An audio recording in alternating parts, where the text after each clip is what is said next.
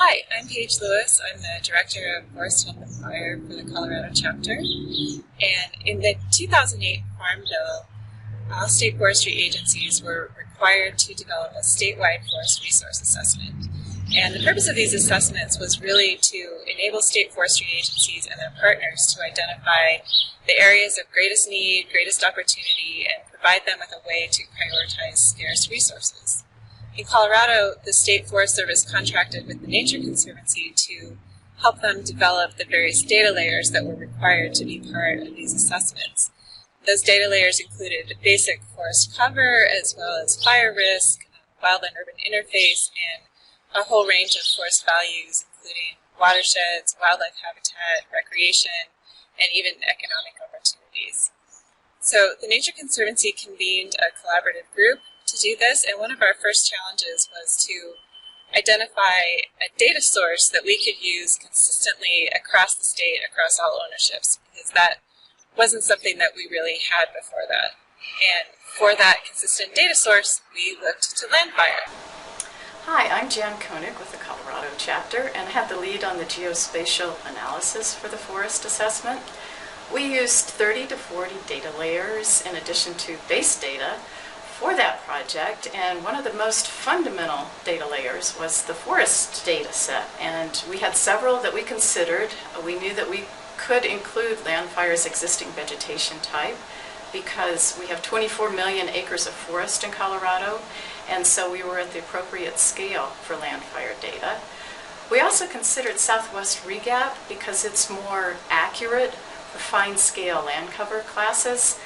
However, we were aggregating these classes into 10 broad forest types, and so the accuracy was acceptable for our project. And there were a number of benefits that came from using LANDFIRE. It was compatible with several other data sets that we were using in the project that had been developed using LANDFIRE, such as the probability of ignition, a data set that was developed by a contractor to the Colorado State Forest Service, and the wildfire intensity index that had been developed by the U.S.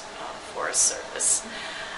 It's an extensive set of data sets, and we like this because this was a one-year project and we didn't know what additional data we might need for this. We ended up also using the biophysical settings and the departure index. We also had the benefit of Jim Smith, who helped us know how to interpret the data correctly. The departure index and the FRCC, the fire regime condition class, are particularly prone to misunderstanding.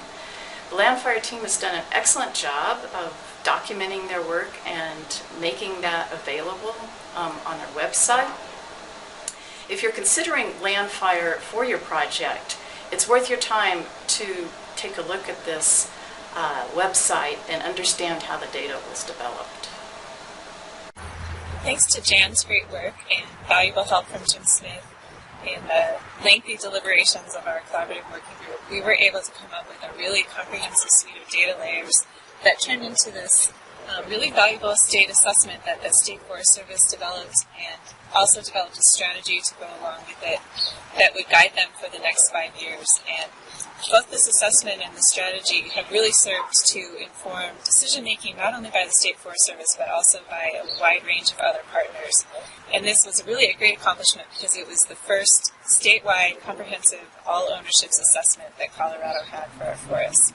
And we, as the Nature Conservancy, have continued to find a lot of valuable uses for LANDFIRE data, and are in fact just starting on a whole new project with the Peck National Forest in the Southern Front Range. So it's really been a great resource for us.